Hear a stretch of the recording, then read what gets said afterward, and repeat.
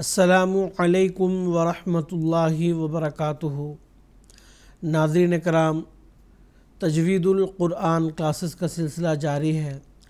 خاکسار آپ حضرات کی خدمت میں سورۃ الاعراف کے رکوع نمبر 8 کی تلاوت کے ساتھ حاضر ہے۔ حسب سابق تلاوت کے بعد چند قواعد کی بھی دہرائی ہوگی۔ تو ناظرین کرام، آئیے اب ہم شروع کرتے ہیں سورۃ الاعراف کے رکوع نمبر 8 کی تلاوت۔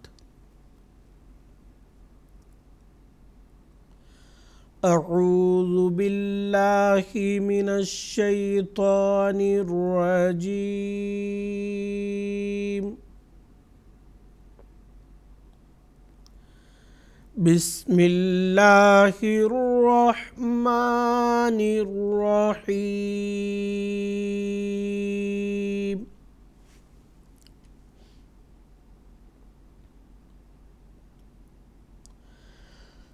لقد أرسلنا نوحا إلى قومه فقال يا قوم اعبدوا الله ما لكم من إله غيره إني أخاف عليكم عذاب يوم عظيم۔ قال الملأ من قومه إنا لنراك في ضلال مبين۔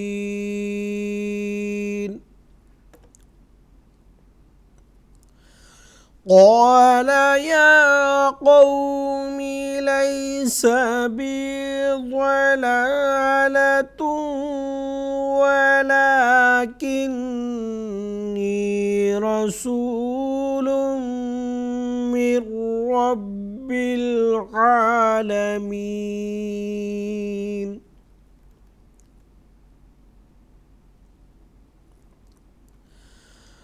أبلغكم رسالات ربي وأنصح لكم وأعلم من الله ما لا تعلمون۔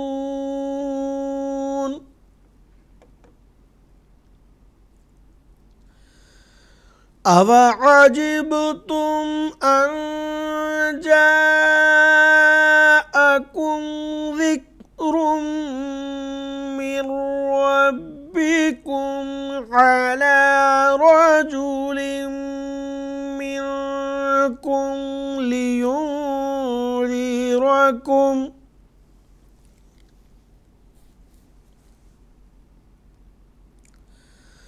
لينذركم ولتتقوا ولعلكم ترحمون۔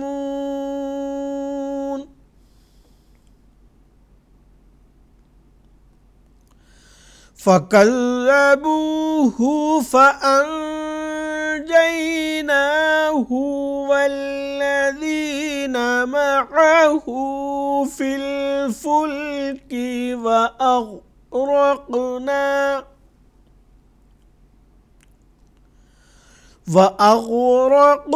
الذين كذبوا بآياتنا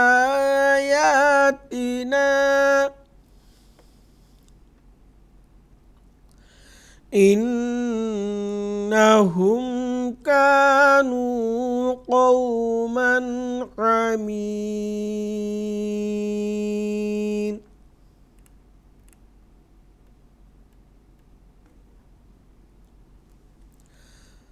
ناظرین کرام، اب تک ہم سورۃ الاعراف کے رکوع نمبر 8 کی تلاوت سن رہے تھے۔ ابھی ہم اس رکوع کے پہلی 2 آیات کے چند قواعد بھی پڑھیں گے۔ سب سے پہلے لقد ارسلنا، لقد میں قاف کو پر پڑھنا ہے، اور دال ساکن کو قلقلہ کی صفت کے ساتھ پڑھنا ہے۔ اس کے بعد ارسلنا میں را ساکن اس کو گول پڑھنا ہے، اور سین کو سخت اور باریک پڑھنا ہے۔ نوحًا الی قومہ، ہا پر جو تنوین ہے اس کے یہاں پہ اظہار ہوگا، اظہار یعنی اس کی مکمل آواز کی ادائیگی ہوگی۔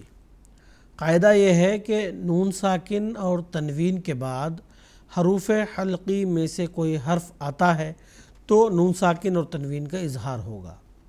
اب تنوین کے بعد حروف حلقی میں سے ایک حرف حمزہ آیا ہے، جس کی وجہ سے یہاں پہ اظہار ہوا ہے۔ اظہار یعنی نون ساکن اور تنوین کی مکمل آواز کی ادائیگی، اس کو کہتے ہیں اظہار۔ اس کے بعد الی قومہ میں قاف کو پر پڑھنا ہے۔ فقال یا قومی، دونوں الفاظ میں قا اور قاف، یہ دونوں قا جو ہے نا ان کو گول پڑھنا ہے۔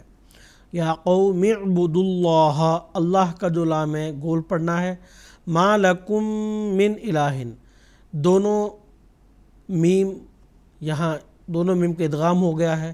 اس ادغام کو کہتے ہیں ادغام مثلین، یعنی ایک ہی جیسے دو حروف کے آپس میں ملنا، اس کو کہتے ہیں ادغام مثلین۔ تو اس میں ادغام کے ساتھ ساتھ ایک الف کے برابر غنہ کی آواز کی ادائیگی بھی ہوگی۔ من الہین میں اب نون ساکن کے بعد حروف حلقی میں سے ایک حرف آیا ہے تو یہاں پہ نون ساکن کا اظہار ہوگا۔ اس کے بعد آگے بھی یہی ہے، الہین میں جو ہا کے نیچے دو کسرہ ہیں، تنوین ہے، تو اس کا بھی یہاں اظہار ہوگا کیونکہ آگے حروف حلقی میں سے ایک حرف آیا ہے۔ ناظرین کرام، حروف حلقی 6 ہیں، میں یاد دہانی کے لیے دہرا دے رہا ہوں کہ حروف حلقی 6 ہیں۔ حمزہ، ہا، عین، حا، غین، خا، تو یہ 6 حروف ہیں جن کو حروف حلقی کہتے ہیں، کیونکہ ان 6 حروف کا جو مخرج ہے وہ ہے حلق، یعنی جو گلا جس کو ہم کہتے ہیں وہ ہے۔ اس وجہ سے ان کو حروف حلقیہ، یعنی وہ حروف جن کی ادائیگی حلق سے ہوتی ہے ان کو کہتے ہیں حروف حلقی۔ تو نون ساکن اور تنوین کے بعد ان 6 حروف میں سے کوئی حرف آتا ہے تو نون ساکن اور تنوین کا اظہار ہوتا ہے، اسی قاعدہ کے تحت یہاں پہ اظہار ہوا ہے۔ آگے غیروہ میں غین اور را دونوں کو پر پڑھنا ہے، اور حروف یہ علامت وقف میں سے طا آیا ہے تو ہم نے وقف کر دیا، وقف کرتے ہوئے آخر جو متحرک حرف ہا ہے اس کو ہم نے ساکن کر دیا۔ اگلا حصہ انی، نون مشدد ہے، ایک الف کے برابر غنہ کی آواز کے ساتھ اس کو ہم پڑھیں گے، اور آگے جو اس پر مد ہے اس کو کہتے ہیں مد منفصل۔ جو عام مد ہے اس کو ایک الف کے برابر کھینچتے ہیں، اور جو مد منفصل ہے اس سے تھوڑا سے بڑھ کر مزید اور ایک الف یا 1.5 الف اس کو ہم کھینچتے ہیں۔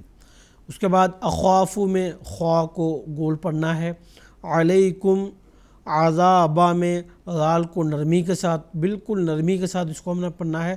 یومن عظیم، اب تنوین، میم کے نیچے جو تنوین ہے 2 کسرہ ہیں، 2 زیر جس کو کہتے ہیں، اس کے بعد حروف حلقی میں سے ایک حرف عین آیا ہے تو یہاں پہ اس کا اظہار ہوگا، یعنی میم کے نیچے جو تنوین ہے اس کا اظہار ہوگا۔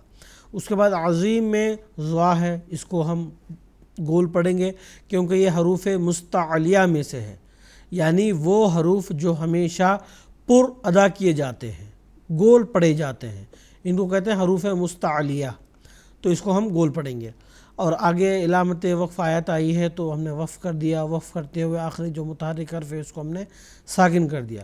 اس کو ساکن کرنے کی وجہ سے اس سے قبل جو حرف مد یا ساکن ہے اس کو مزید کھینچ کر پڑھتے ہیں جس قدر پہلے کھینچتے تھے، تو اس کھینچنے کی وجہ یہ ہے کہ یہاں پہ مد عارض کا قاعدہ لاگو ہوتا ہے۔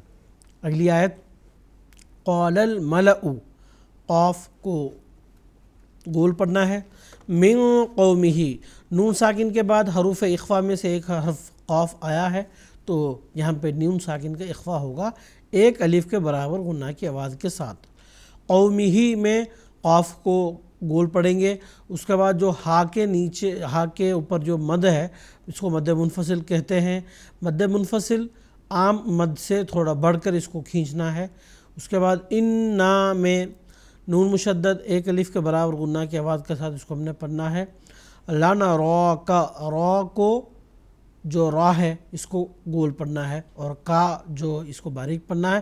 فی ضلال مبین، ضاد اس کو گول پڑھنا ہے، اور آگے لام کے نیچے جو تنوین ہے اس کے ادغام میم میں ہو گیا ہے، تو ایک الف کے برابر غنہ کی آواز کے ساتھ یہاں ادغام ہے، تو یعنی ادغام کے ساتھ ساتھ غنہ کی آواز بھی ہمیں نکالنا ہے۔ اس کے بعد علامت وقف آیت ہے تو ہم نے وقف کر دیا۔ وقف کرتے ہوئے جو آخری متحرک حرف نون ہے اس کو ہم نے ساکن کر دیا۔